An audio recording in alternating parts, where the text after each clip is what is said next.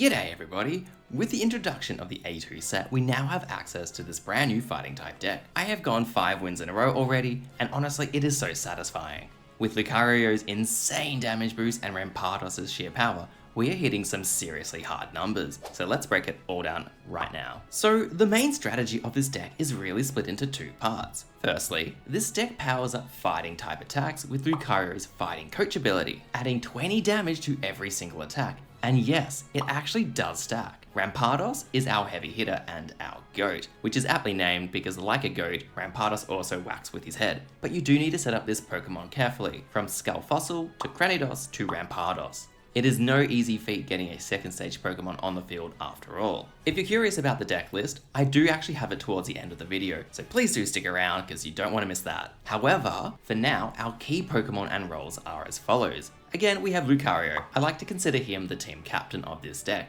With the ability Fighting Coach, 20 damage for all fighting type Pokemon moves, it is also a great support and does decent damage itself with Submarine Blow, which while it does have it at 40 damage on the card, it is actually 60 thanks to his ability. Rampardos is our powerhouse Pokemon. It does 130 damage with Head Smash, or 170 with 2 Lucarios boosting. However, if a Rampardos knocks out a Pokemon, there will be some self-damage drawback which requires some strategy to play around. Marshadow is our classic revenge sweeper. Marshadow will do 100 damage when a Pokemon gets KO'd, and given our Rampardos is quite the self-harmer, well, let's just say Marshadow can be a true weapon. So here is the ideal play. In turns 1 and 2, we want to set up really fast. We want to get Riolu on the board as early as possible to get him to evolve into Lucario. We want to have a Skull Fossil to start us off on a smooth transition from Cranidos to Rampardos. And because we don't want to actually lose any of these key Pokemon, we need to use a Leaf to ensure that swaps are done with intent, and also keeping the Pokemon around for the late game.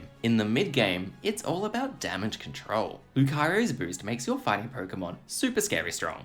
Don't forget, that is an additional 20 damage per Lucario on the field. Cranidos can actually hold the line with 70 damage if you have a Lucario in play, and at a single energy cost, that is some major damage. Again, if you're fortunate at this stage to have 2 Lucarios on the field, you're effectively doing 90 damage with 1 energy cost and 0 drawback. Guys, that is better than Starmie EX. And that's crazy. And as always, we have Professor's Research just to cycle our hand and grab missing pieces. Now, as we turn to the late game, what we want are some big hits and some smart trades. Rampardos, if available, should be on the field in your active spot to destroy threats immediately. Anything that has around 150 health, which by the way is the vast majority of the Pokemon released so far. That includes Pokemon like Blastoise, Dialga EX, Mewtwo EX. They will all be one-shot immediately. But you do need to watch out for the self-damage from the Head Smash. If you were to KO something, Rampardos will be taking 50 damage itself. But do we mind the trade? I mean, KOing a Dialga EX or a Mewtwo EX in place of a 1 energy cost Rampardos and not an EX Pokemon is a sensational trade if you ask me. And given that it also sets up our boy Marshadow, who cleans up in revenge mode, I mean, it's almost like a win-win, right? So I did promise a deck list, so here it is. We have 2 of each of Riolu, Cranidos, Rampardos, Lucario,